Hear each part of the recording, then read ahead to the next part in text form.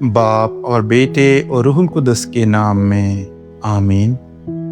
تم کہتے ہو کہ ایک بادشاہ ہم پر حکمران ہو، حالانکہ خداوند تمہارا خدا خود بادشاہ ہے۔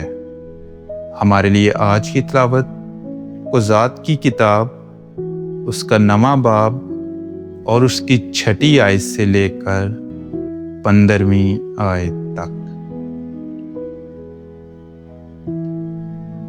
تب شکیم کے سب لوگ اور تمام بیت ملو جمع ہوئے اور وہ گئے اور شکیم میں ستون کے بلوت کے پاس ابی ملک کو اپنے اوپر بادشاہ بنایا۔ جب یوتام کو اس کی خبر ہوئی تو وہ گیا اور کوہ جرزیم کی ایک اونچائی پر کھڑے ہو کر اس نے اپنی آواز بلند کی اور چلایا اور ان سے کہا، اے شکیم کے لوگوں میری سنو، تاکہ خداوند تمہاری سنے۔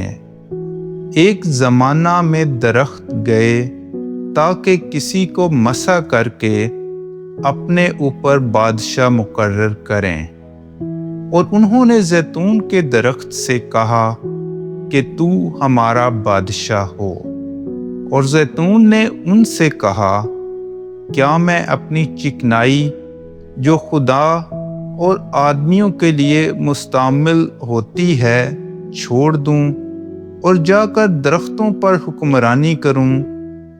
اور درختوں نے انجیر کے درخت سے کہا کہ تو آ اور ہمارا بادشاہ ہو، اور انجیر نے ان سے کہا، کیا میں اپنی شرینی اور عمدہ میوہ چھوڑ دوں اور جا کر درختوں پر حکمرانی کروں؟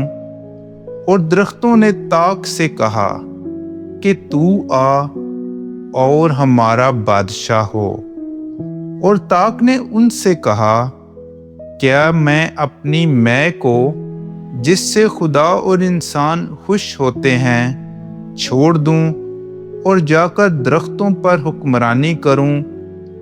اور تمام درختوں نے خاردار جھاڑی سے کہا کہ تو آ اور ہماری بادشاہ ہو، اور خاردار جھاڑی نے درختوں سے کہا کہ اگر تم در حقیقت مجھے مسح کر کے اپنے پر بادشاہ بناتے ہو تو آؤ اور میرے سایہ میں آرام کرو، اور اگر نہیں تو خاردار جھاڑی سے آگ نکلے اور لبنان کے دیوداروں کو جلا دے۔